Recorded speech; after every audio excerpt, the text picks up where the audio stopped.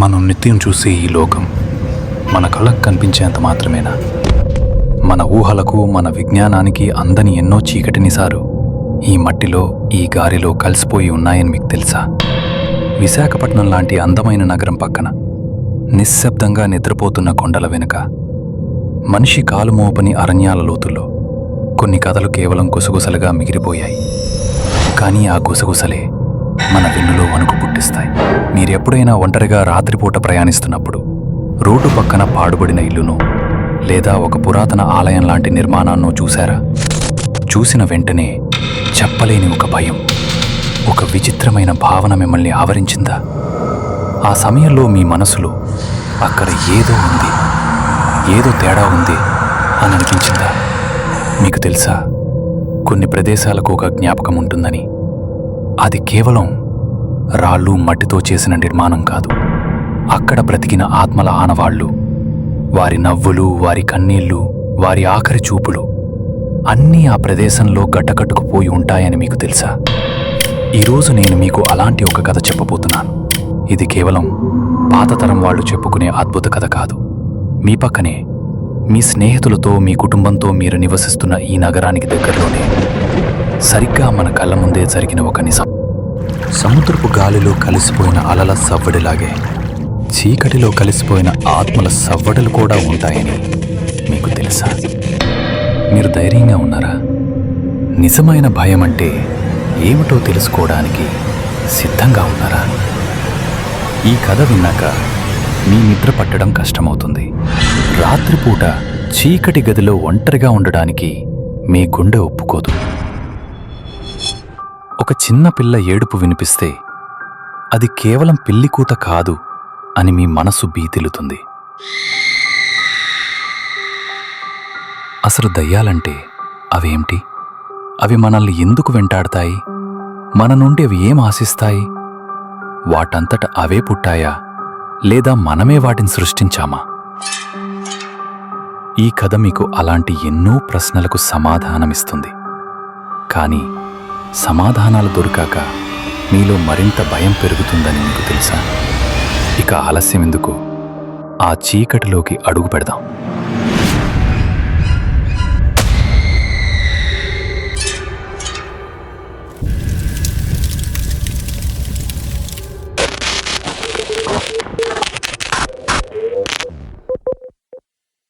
ఇది 2010వ సంవత్సరం నాటి మాట.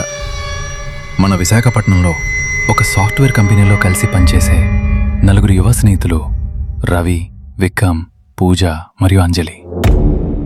వీరు కేవలం సహోద్యోగులు కాదు, ఒక కుటుంబంలాగా కలిసుండేవాళ్ళు. రవి హేతువారి, సైన్స్, లాజిక్ మాత్రమే నమ్ముతాడు. దెయ్యాల కథలంటే పిచ్చి నమ్మకాలను నవ్వుతాడు. విక్రమ్ వీర సాహసి, సాహసం అంటే ప్రాణం. కొత్త ప్రదేశాలను, అంతుతెలియని రహస్యాలను అన్వేషించడంలో ఇప్పుడు ముందుంటాడు. పూజ శాంత స్వభావి, ప్రకృతిని, ఆధ్యాత్మికతను ఇష్టపడుతుంది. కనిపించని శక్తుల పట్ల ఒక విధమైన నమ్మకం ఆమెలో ఎప్పుడూ ఉంటుంది.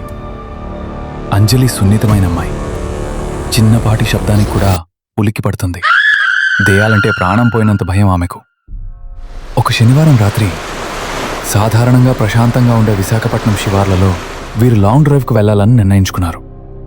అరకు వెళ్లే దారిలోనూ లేదా మన్యం వైపు వెళ్లే దారుల్లోనూ ఎప్పుడూ పచ్చగా, ప్రశాంతంగా ఉండే ఆ ప్రదేశాలు రాత్రిపూట ఒక వింత నిశ్శబ్దాన్ని, ఒక తెలియని రహస్యాన్ని తమలో దాచుకుంటాయి. వారలా వెళ్తుండగా విక్రమ్ చూపులు ఒక పారుబడిన భవనంపై పట్టాయి. అది కొండంచున చుట్టూ దట్టమైన వృక్షజాలంతో కప్పబడి చంద్రకాంతిలో కూడా ఒక భయంకరమైన ఆకృతిని సంతరించుకునుంది.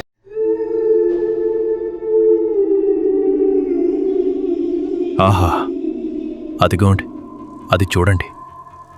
ఆ బంగ్లా గురించి నేను చాలా విన్నాను. అది ఒకప్పుడు బ్రిటిష్ వారి కాలం నాటి జమీందారీ బంగ్లా అట. ఇప్పుడు పూర్తిగా పాడుబడిపోయింది. అందులో దెయ్యాలుంటాయని అంటారు. ఆ పరిసర ప్రాంతాల ప్రజలు అటువైపు వెళ్లడానికే భయపడతారు అని విక్రమ్ ఉత్సాహంగా దాదాపు ఒక ఛాలెంజ్ విసిరినట్టు చెప్పాడు. అంజలి ముఖంలో రక్తం చుక్క కూడా లేదు. ఆమె వణికిపోతూ, వద్దు ప్లీజ్ విక్రమ్, నాకు అస్సలు భయంగా ఉంది. ఆ ప్రాంతంలో అడుగు పెట్టొద్దు అని చేతులు జోడించింది. కానీ రవి, ఆగు విక్రమ్, ఈ కాలంలో కూడా దెయ్యాల కథలా? అవి కేవలం పిచ్చి నమ్మకాలు. మన బ్రెయిన్ క్రియేషన్స్ అంతే. మన విశాఖలో దెయ్యాలేంటి? ప్రశాంతమైన నగరం అని తన అలవాటైన నవ్వుతో కొట్టిపారేశాడు. కాని విక్రమ్ పట్టుబట్టాడు. కేవలం చూసి వద్దాం, 10 నిమిషాలు, లోపలికి వెళ్ళకపోయినా గేటు బయట నుంచి ఒకసారి చూస్తే సరిపోతుంది, సరదాగా ఉంటుంది, ఫోటోలు తీసుకుందాం అంటూ అందర్నీ ఒప్పించాడు. అంజలి మొహంలో భయం, రవిలో నిర్లక్ష్యం, పూజలో నిశ్శబ్ద ఆందోళన, ఇవన్నీ విక్రమ్ సాహసానికి అడ్డుపడలేకపోయాయి. కారును ఆ పాడుబడిన బంగ్లా వైపు మలుపు తిప్పాడు. కారు చీకటి రోడ్డుపై నెమ్మదిగా కదులుతుండగా డ్రైవర్ సీటు కింద నుంచి ఒక చిన్న వింతైన పిల్లల పాటగొంతుక కారు రేడియోలోంచి సన్నగా వినిపించి వెంటనే సగం ఆగిపోయింది. అది కేవలం ఒక రేడియో లోపం అనుకున్నారు. కానీ ఆ క్షణం వారిలో తెలియని ఒక అలజడి మొదలైంది. మీకు తెలుసా, కొన్ని సంకేతాలు మనకు తెలియకుండానే భవిష్యత్తును సూచిస్తాయని. బంగ్లా లోపలికి అడుగుపెట్టగానే వారిని చుట్టుముట్టిన నిశ్శబ్దం కేవలం సాధారణ నిశ్శబ్దం కాదు. అది ఒక భారమైన నిశ్శబ్దం, జీవం లేని నిరీక్షణతో నిండిన నిశ్శబ్దం. చంద్రకాంతి కూడా లోపలికి చొరబడటానికి భయపడుతుందా అన్నట్లు ఆ ప్రదేశం చీకటిలో కూరుకుపోయి ఉంది. కిటికీలు పగిలిపోయి, గోడలు పెచ్చులుడిపోయి, లోపల గబ్బిలాలు భయంకరమైన శబ్దాలతో ఎగురుతున్నాయి. వారి టార్చ్ లైట్ల సన్నని వెలుగులో ఆ లోపలి దృశ్యం మరింత భయంకరంగా ఉంది. గేటు పక్కన దట్టమైన పొదల్లో దాదాపు కనుమరుగైపోతున్న ఒక తుప్పు పట్టిన పాత ఉయ్యాల. బయట గాలి లేకపోయినా అది వాటంతటా అదే నెమ్మదిగా ఒక లయబద్ధంగా ఊగుతూ ఉంది. చూసిన వెంటనే అంజలి భయంతో రవి చెయ్యి గట్టిగా పట్టుకుంది. వారు మెల్లగా లోపలికి అడుగుపెట్టారు. ప్రతి అడుగులోనూ కింద ఉన్న ఎండుటాకులు చిటపడలాడుతున్నాయి. ఒక పాడుబడిన హాలులో వారికి ఒక పాత చెక్క టేబుల్ కనిపించింది. దానిపై ధూళితో నిండిన వస్తువులు. ఆ టేబుల్పై ఉన్న ఒక చిన్న ప్రాచీన మ్యూజిక్ బాక్స్ పైన స్పష్టంగా ఒక చిన్న చేతి ముద్ర కనిపించింది. అది ఎప్పుడో పెట్టబడిన ముద్ర కాదు, అప్పుడే పెట్టినట్లుగా ఉంది. ఆశ్చర్యంతో దాన్ని చూస్తుండగానే ఆ మ్యూజిక్ బాక్స్ వాటంతటా అదే నెమ్మదిగా తెరుచుకుని కారులో విన్న అదే వింతైన పిల్లల పాట గొంతుకను వినిపించడం మొదలైంది. ఆ పాట అందమైనది కాదు, ఏదో తెలియని బాధను, ఒంటరితనాన్ని సూచిస్తున్నట్లుగా ఉంది. అంతలో వారి వెనక నుంచి ఘర్ ఘర్ మంటూ ఏదో నేలపై ఈడ్చుకుపోతున్నట్లు ఒక శబ్దం వినిపించింది. అది అడుగుల శబ్దం కాదు, ఏదో బరువైన అసాధారణమైనది. వారు ఒక్కసారిగా వెనక్కి తిరిగారు. కానీ అక్కడ ఎవరూ లేరు. వారు మళ్లీ ముందుకు అడుగు వేయగానే ఆ శబ్దం మళ్లీ వారిని అనుసరించింది. అది కేవలం గాలి శబ్దం కాదు, కేవలం ఊహ కాదు. ఆ శబ్దం స్పష్టంగా వారి వెనకాలే వస్తున్నట్లు అనిపించింది. అంజలి భయంతో వణికిపోతూ, ఇక్కడ నెగటివ్ వైబ్స్ వస్తున్నాయి, మనకంత మంచిది కాదు ఇక్కడ ఉండడం, మనల్ని ఎవరూ చూస్తున్నారు, వెళ్ళిపోదాం ప్లీజ్ అంది. కానీ విక్రమ్ సాహసం ఇంకా అణగారిపోలేదు. ఇంకొంచెం చూద్దాం, ఆ శబ్దం ఎక్కడి నుండి వచ్చిందో చూద్దాం అన్నాడు. మీకు తెలుసా, కొన్ని ప్రదేశాలు తమలోకి అడుగుపెట్టిన వారిని అంత సులువుగా వదలవని. వారు ముందుకు వెళ్తుండగా ఒక పాడుబడిన పుస్తకాల గదిలోకి వెళ్లారు. అక్కడ పూజకు ఒక పాత ధూళిపట్టిన డైరీ కనిపించింది. అది కేవలం ఒక డైరీ కాదు, ఒక చిన్నారి ఆత్మ ఆఖరి కోరికకు నిలువెత్తు సాక్ష్యం. అది చదవటం మొదలుపెట్టింది. ఆ డైరీలో రాసి ఉన్న దాని ప్రకారం ఆ బంగ్లాలో సుమారు 1930ల ప్రాంతంలో సారా అనే ఒక బ్రిటిష్ అమ్మాయి నివసించేది. ఆమె తండ్రి ఒక కఠినమైన బ్రిటిష్ అధికారి. సారా చాలా సున్నితమైన ఒంటరి పిల్ల. ఆమెకు ఈ దేశం, ఈ జీవితం ఏదీ నచ్చేది కాదు. ఆమె తల్లిదండ్రులు ఆమెను అర్థం చేసుకోకపోవటమే కాకుండా ఆమె అరుపులను, ఏడుపులను పట్టించుకోకుండా ఎప్పుడూ ఆమెను ఒంటరిగా వదిలేసి ఆమె బాధను మరింత పెంచారు. ఆమె డైరీలో తన బాధలు, ఒంటరితనం, తల్లిదండ్రుల ప్రేమ కోసం తన ఆశలను అక్షరబద్ధం చేసింది. ఒకరోజు ఆమెకు తీవ్రమైన జ్వరం వచ్చింది. ఆమె తల్లిదండ్రులు తమ పనిలో నిమగ్నమై ఆమెను పూర్తిగా నిర్లక్ష్యం చేశారు. సరైన వైద్యం అందక ప్రేమ, ఆదరణ లేని ఆ బంగ్లాలోనే సారా ప్రాణాలు కోల్పోయింది. తన చివరి కోరిక తన తల్లిదండ్రుల ప్రేమ పొందటం, కాని అది ఎన్నటికీ నెరవేరని కల్లగా మిగిలిపోయింది. ఆ డైరీ చివరి పేజీలో వణుకుతున్న చేతి రాతతో సారా రాసిన మాటలు వారి గుండెను మెలిపెట్టాయి. నా ప్రేమ కోసం నేనెంతగా అరిచినా వారు వినలేదు. నా బాధను ఎవరూ చూడలేదు. అందుకే ఎవరైతే ప్రేమ కోసం అరిచే గొంతును నిర్లక్ష్యం చేస్తారో, ఎవరైతే అమాయకుల భయాన్ని, బాధను చూసి నవ్వుతారో, వారికి ఈ ఇంట్లో శాంతి దొరకదు. నా ఆత్మ ఈ ఇంట్లోనే నిత్యం ఘోషిస్తూ ఉంటుంది. వారిని పోలిన వారిని వెంటాడుతూ ఉంటుంది అని రాసి ఉంది. ఇది కేవలం ఒక బాధ కాదు, అది ఒక ఆత్మ చేసిన నిత్య శాపం. డైరీ చదవడం పూర్తవగానే ఒక్కసారిగా డైరీ వాటంతటైతే మూసుకుని పూజ వేళ్లను గట్టిగా నొక్కేసింది. ఆమె వేలు నుండి రక్తం కారింది. అంతలో డైరీ పేజీల్లోంచి నల్లని సిర రక్తంలా కారి చివరి పేజీలో ఒక చిన్న పిల్ల చేతి ముద్ర స్పష్టంగా కనిపించింది. ఆ చేతి ముద్రతో పాటు గదిలో ఉన్న పగిలిన అద్దంలో ఒక చిన్న పిల్ల నీడ మెరిసి మాయమైంది. అంజలి భయంతో గట్టిగా కేక వేసింది. రవి ముఖం పాలిపోయింది. అతని హేతువాదం ఒక్కసారిగా కుప్పకూలిపోయింది. మీకు తెలుసా, కొన్నిసార్లు మనం నమ్మని నిజాలే మనల్ని మరింత భయపెడతాయని.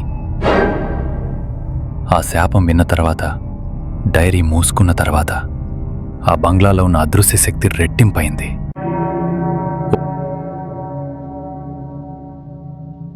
ఒక్కసారిగా బంగ్లాలోని తలుపులన్నీ గట్టిగా ధడేల్ అంటూ ఒక భయంకరమైన శబ్దంతో మూసుకుపోయాయి.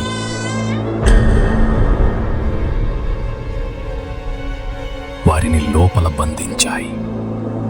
ఎక్కడి నుంచో ఒక చలి పుట్టించే గాలి సుడులు తిరుగుతూ వారిని తాకినట్టు అనిపించింది. ఆ గాలి ఎముకల దాకా చొచ్చుకుపోయేలా ఉంది. ఇప్పుడు ఆ బంగ్లాలోని ప్రతి శబ్దం వారికి భయాన్ని పెంచుతోంది, వారి ఆశలను చంపేస్తోంది. విక్రమ్ తన ఫోన్లో టార్చ్ ఆన్ చేసి బయటికి వెళ్లడానికి దారి వెతికాడు. వారు ప్రాణభయంతో చీకటి కారిడార్లలో పరుగులంకించుకున్నారు. ఆ చీకటి దారులు వారికి తెలియకుండానే మారిపోతున్నట్టు అనిపించింది. వారు పరిగెడుతుండగా రవి కాలు జారి కింద పడబోయాడు. ఆ క్షణంలో అతడి కాలికి ఒక చిన్న చల్లని చెయ్యి చుట్టుకున్న అనుభూతి కలిగింది. ఆ చెయ్యి మృదువుగా ఉన్న మంచులా చల్లగా ఉంది. రవి భయంతో కిందకి చూశాడు. అక్కడ పగిలిపోయిన ఫ్లోర్ బోర్డుల మధ్య నుంచి ఒక చిన్న పిల్ల భయంకరమైన నీలి కళ్ళ మొహం అతడిని చూసి నవ్వింది.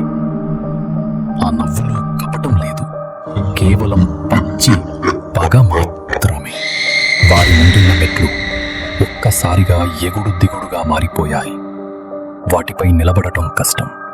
అంతేకాదు, గోడల నుండి నల్లని జిగురు పదార్థం నెమ్మదిగా కారడం మొదలైంది.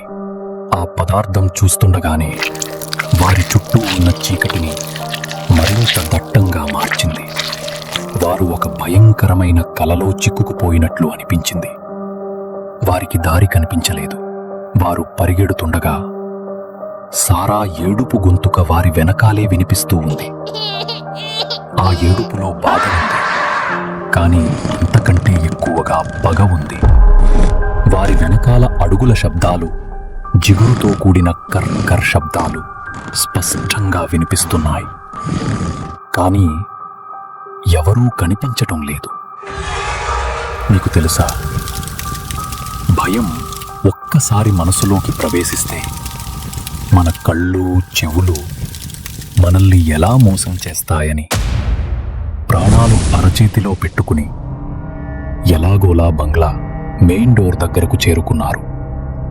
అది లోపలి నుండి గట్టిగా మూసి ఉంది. విక్రమ్ తలుపు గట్టిగా లాగుతుండగా దానికి ఉన్న పాత డోర్ నాబ్ ఒక్కసారిగా మండుతున్న నిప్పులా వేడిగా మారి అతని చేతిని కాల్చేసింది. విక్రమ్ నొప్పి భయంతో కేక వేశాడు. అంతేకాదు, వారి చెవుల దగ్గర గొంతు బొంగురుపోయిన చిన్నపిల్ల గొంతుకతో, నన్ను వదిలి వెళ్ళొద్దు, మీరు కూడా నన్ను ఒంటరిగా వదిలేస్తారా అని వినిపించింది. అది కేవలం శబ్దం కాదు, వారి వెన్నులో చలి పుట్టించే ఒక నిజం. అంజలి భయంతో నేల మీద పడి ఏడుస్తూ కూర్చుంది. ఇక తనకు చావు తప్పదని నిశ్చయించుకుంది. రవి కూడా ఏం చెయ్యాలో పాలుపోక స్తంభించిపోయాడు. ఆ క్షణంలో పూజ తన మెడలో ఉన్న తన అమ్మమ్మ ఇచ్చిన ఒక పూజించిన వెండి లాకెట్ను తీసి గట్టిగా పట్టుకుంది. ఆమె భయం వీడి స్థిరంగా, ఆత్మవిశ్వాసంతో తలుపు వైపు చూస్తూ, సారా, నీ బాధను మేము అర్థం చేసుకున్నాం. నిన్ను ఎవరూ నిర్లక్ష్యం చెయ్యలేదు. మేము నీ బాధను వింటున్నాం. నువ్వు ఒంటరివి కాదు. నీవు శాంతితో విశ్రమించు. నీ ఆత్మకు శాంతి కలుగుగాక అని ప్రార్థించింది. ఆమె మాటల్లో నిజమైన దయ, కరుణ ఉన్నాయి. ఆ మాటలు పూర్తవగానే ఆ బంగ్లాలో పేరుకుపోయిన చీకటి ఒక్కసారిగా కరిగిపోతున్నట్లు అనిపించింది. వేడిగా ఉన్న డోర్ నాబ్ ఒక్కసారిగా చల్లబడిపోయింది. సారా ఏడుపు, కోపం అన్నీ ఒక బాధాకరమైన నిట్టూర్పుగా మారి గాలిలో కలిసిపోయాయి.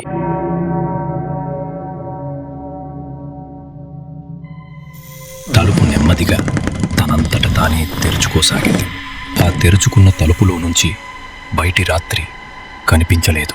బదులుగా ఒక చిన్న పారదర్శకమైన అమ్మాయి ఛాయ వారికి వీడ్కోలు చెబుతున్నట్టుగా నిల్చుని ఉంది. ఆమె మొహంపై కోపం లేదు, పగలేదు. కేవలం ఒక ప్రశాంతమైన చిరునవ్వు, ఒక నిరీక్షణ ముగిసిన ఆనందం కనిపించాయి.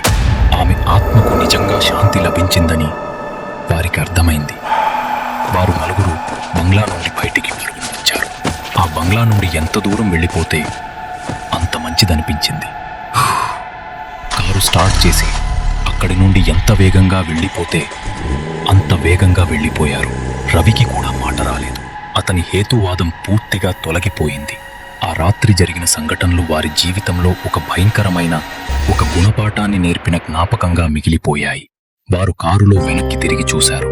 ఆ పాడుబడిన బంగ్లాలో సారా నిలబడిన కిటికీలో ఒక్కొక్కటిగా లైట్లు వెలుగుతున్నాయి. ఆమె శాంతితో విశ్రమిస్తున్నట్లు సూచిస్తూ. ఈ కథ కేవలం ఒక భయంకరమైన అనుభవం మాత్రమే కాదు, ఇది ఒక లోతైన హెచ్చరిక. మన చుట్టూ ఉన్న ప్రపంచంలో మన విజ్ఞానానికి అందని ఎన్నో అదృశ్య శక్తులు ఉన్నాయి. కొన్ని ఆత్మలు తాము బ్రతికి ఉన్నప్పుడు పొందలేని ప్రేమ కోసం, ఎవరూ చూడని బాధ కోసం, శాంతి కోసం నిత్యం తపిస్తూ ఉంటాయి. వాటిని నిర్లక్ష్యం చేస్తే అవి మరింత బలపడతాయి. కొన్నిసార్లు మన స్వంత నిర్లక్ష్యం, అవిధేయత, అమాయకుల భయాన్ని చూసి నవ్వడం ఎలాంటి భయంకరమైన పరిణామాలకు దారితీస్తుందో ఈ కథ నిరూపించింది. దెయ్యాలు ఉంటాయో లేదో అని సందేహించే ప్రతి ఒక్కరికి ఈ సంఘటన ఒక కనువిప్పు. ఆత్మలు కేవలం కథలలో మాత్రమే కాదని, అవి మన మధ్యనే, మన చుట్టూనే సంచరిస్తాయని ఇది గుర్తు చేసింది. మిమ్మల్ని కూడా ఇలాంటి అదృశ్య ఛాయలు వెంటాడుతున్నాయేమో ఒకసారి ఆలోచించండి. ప్రతి పాత బంగ్లా, ప్రతి నిర్జన ప్రదేశం వెనుక ఒక కథ దాగి ఉంటుంది. కొన్నిసార్లు ఆ కథలు మనల్ని వెంటాడటానికి వస్తాయి, కేవలం తమ కథను చెప్పడానికే. మనం ప్రేమను పంచితే, కరుణతో వ్యవహరిస్తే వాటికి శాంతిని అందించవచ్చని పూజ ప్రార్థన నిరూపించింది. ఈ భయంకరమైన, ఆసక్తికరమైన కథ మీకు నచ్చినట్లయితే దయచేసి ఈ వీడియోను లైక్ చేయండి, మీ స్నేహితులతో, మీ కుటుంబ సభ్యులతో షేర్ చేయండి. మరెన్నో ఇలాంటి నిజమైన భయంకరమైన సంఘటనలు, అంతుచిక్కని రహస్యాల కోసం మా ఛానల్కు సబ్స్క్రైబ్ చేసుకోండి. మీ మద్దతు మాకు ఎంతో ముఖ్యం. తదుపరి వీడియోలో మరెన్నో భయంకరమైన రహస్యాలతో మళ్ళీ కలుద్దాం. అంతవరకు జాగ్రత్తగా ఉండండి. మరియు చీకటి వెనుక ఏం దాగి ఉందో తెలుసుకోవడానికి ప్రయత్నించవద్దు. మీకు తెలుసా, కొన్నిసార్లు మనం పట్టించుకోని విషయాలే మన జీవితాన్ని మార్చేస్తాయని. ఈ కథ అలాంటిదే. ధన్యవాదాలు.